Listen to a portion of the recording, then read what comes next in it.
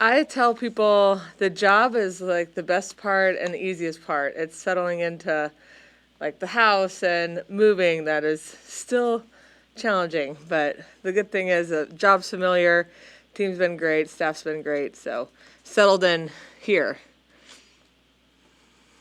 How do you feel the team has kind of acclimated to your coaching style and what you want to do on the court? I feel like it's been a great transition and pretty smooth, and everybody's been excited and open. And again, it wasn't reinventing the wheel here and doing a bunch of different things. A lot of what I believe in comes from what John was doing. It was just tweaking it a little bit and making it a little bit more my own. So the team's been adapting great, and even our not so clean days, I would say, I've been really high energy and great communication, and that's what you want. You've shifted some of the job responsibilities around from the assistants. Just what is that transition been like as you coach the setters and everyone else going recently? We're all coaching everything, and that's really important to me that every player is interacting with every coach somewhat. And when we talk about position responsibilities, it's more like who is that coach, like who is that player's go-to for video or set up meetings.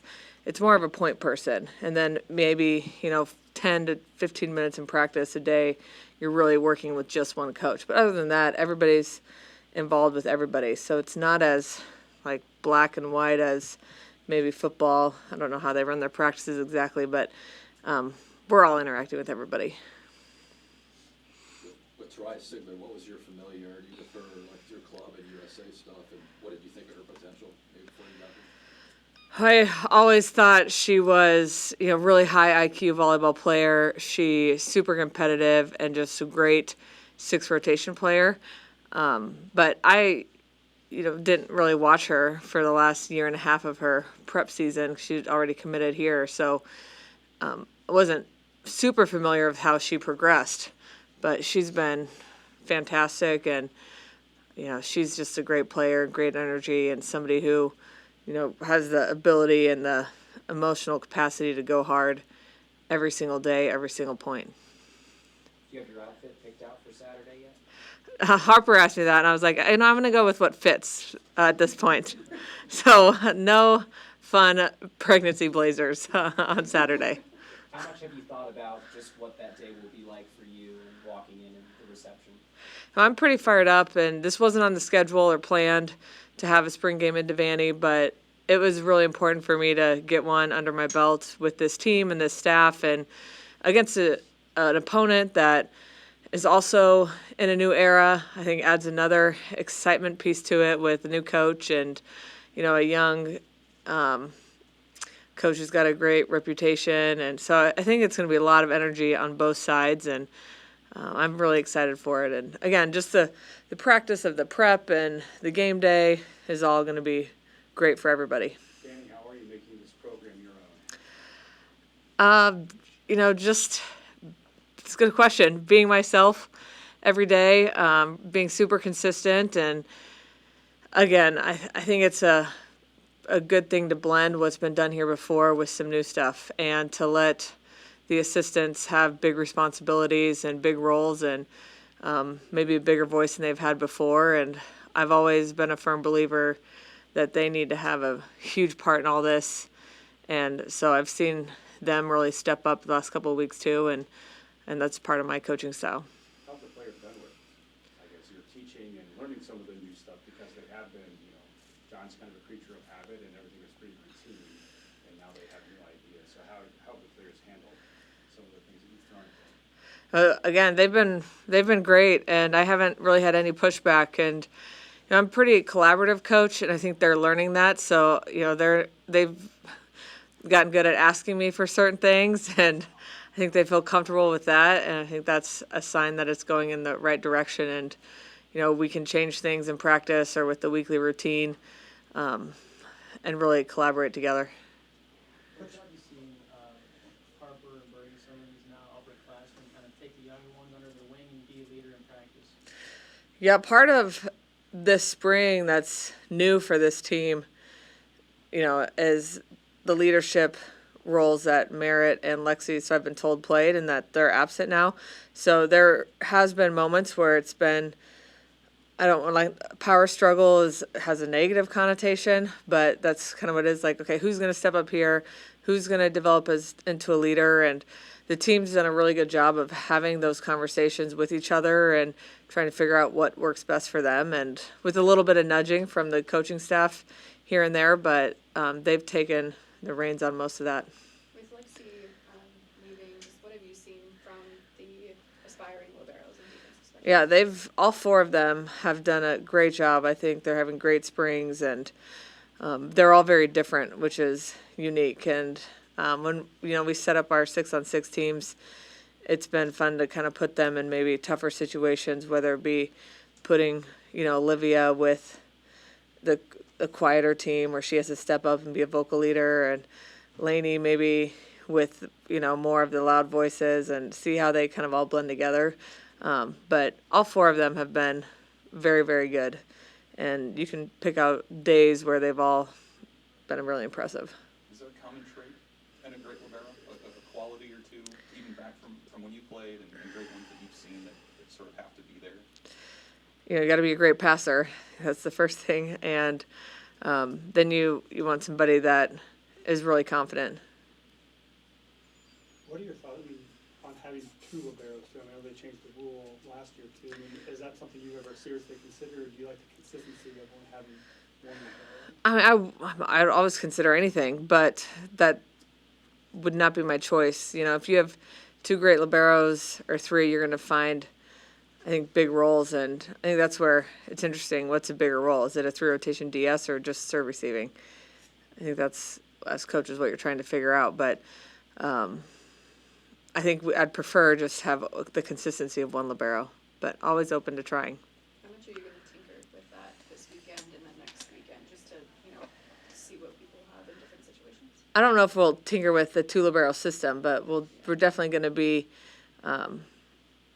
giving everybody a chance, and everybody probably pretty much equal playing time across the board. So it'll be good to see everybody competing with different players around them.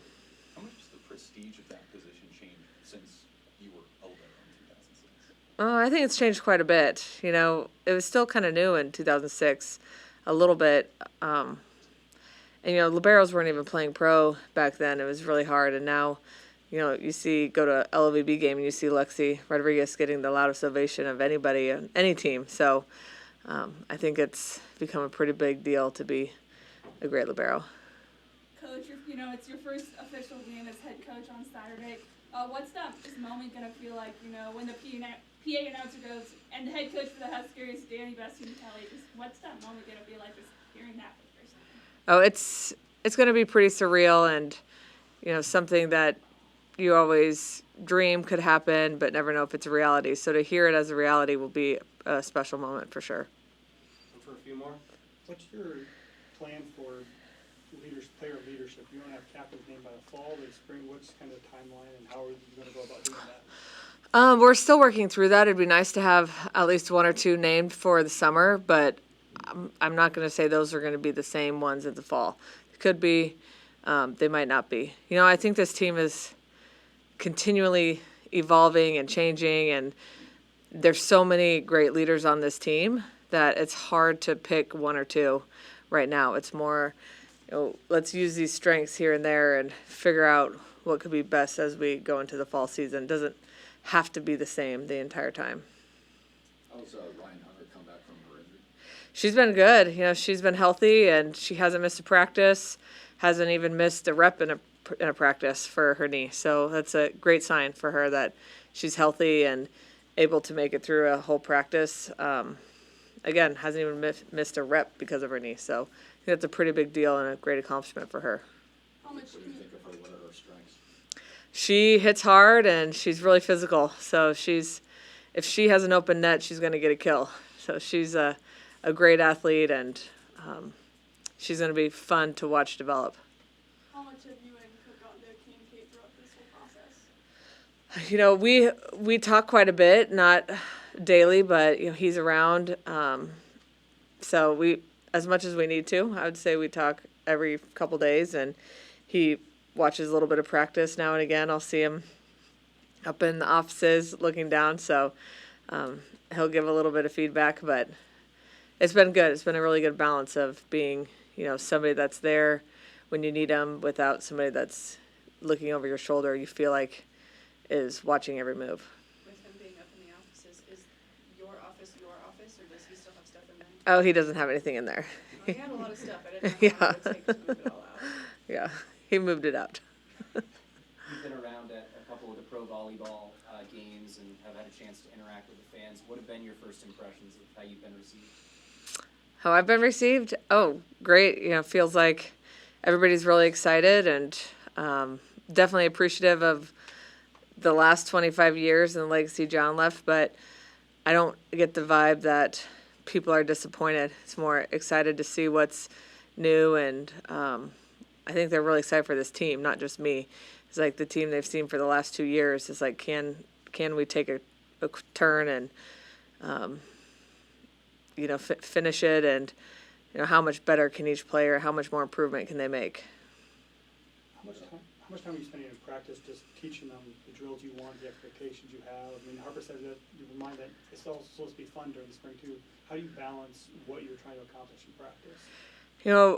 Really just like to have a little bit of practice be some fun drills and new drills, but then some of practice is really serious, and where we do have to work on a few things that maybe weren't cornerstones of the program before, and it feels like they're really starting to understand like what's important to me and the way that my teams have played. And I think the staff understands and has been really on board, and we've been working hard to enforce those. And I've always been huge on calling out things in the moment, not waiting till after, but all good and bad. So really working to catch everybody doing great things every day, and also pointing out areas of improvement. Final question. When you brought in another team a couple weeks ago, what were you most encouraged by after that scrimmage? I would just say the consistency. We played different lineups every set and different players, and the consistency from the start to finish, there was like zero drop off. I think that's a sign of a great team when you can change lineups, change players, and the energy, the communication, and the level of play stays the same.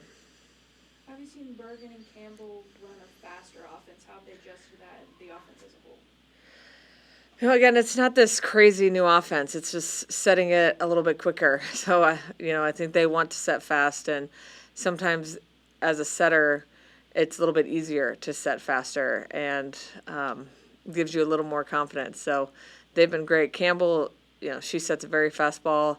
Bergen's kind of in between, and I think they're having fun. We're doing a lot of drills where they have to be creative and try some new things, and I think they're having fun exploring those and feeling like they have a pretty long leash when it comes to running the offense. Danny, give you an opportunity to share your thoughts and take us through the Ord match selling out in mere minutes. Yeah. It's not the match in front of you, but your thoughts on it. Yeah, it's pretty crazy. And, being away from Nebraska for 8 years, a little bit, you forget a little bit how big of a deal volleyball is here. And then when things like that happen, it's a quick reminder how amazing it is across the state and how much it means to everybody. So besides the fact it's on Derby Day, I'm excited to go out to Ord, and I think they're going to be really impressed with this team. And also this team is just so amazing at what they can bring to just fans in general. They're great people, and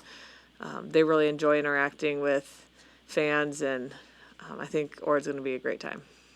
All right. Thank you, everybody. Thank you.